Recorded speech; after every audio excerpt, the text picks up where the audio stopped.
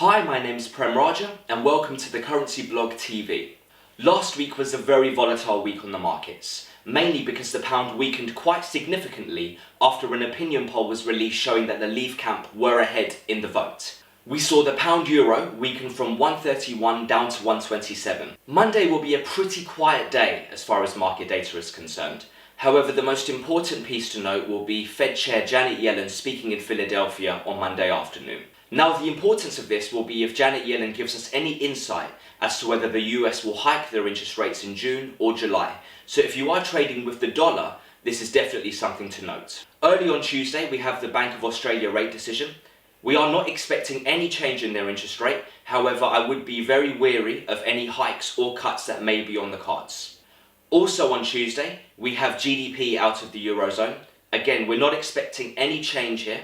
However, if we do, I would expect a lot of volatility on the euro. Overnight on Wednesday, we're expecting a GDP release out of Japan. Now, for those of you who don't know, the Japanese economy has been performing very, very well. So we are expecting a strong figure, and this of course should then strengthen the Japanese yen against most major currencies. Later on Wednesday, we have industrial and manufacturing data out of the UK. Now again, for those of you who don't know, last month this came out very, very disappointing and weakened the pound almost 3% against all major currencies.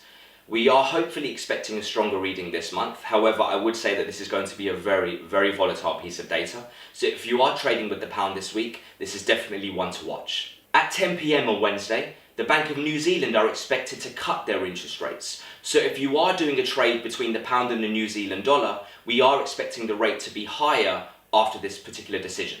On Thursday, we see the release of UK trade balance data, and later on in the day we have jobless claims out of the US. Thursday will be very volatile for the pound dollar, so if you do have transactions including these two currencies, it's definitely worth noting that this is going to be a very volatile day for you. Friday will be another quiet day as far as market data is concerned. However, we are expecting to see CPI data, which is of course inflation, out of Germany. Any movement on this will see the euro either strengthen or weaken on the back of this piece of data. Just a quick reminder to you all, the deadline to register for the EU referendum is on June the 7th. And if you are trading with the pound this month, you are going to find that opinion polls and interviews for this referendum are going to override any sort of market data.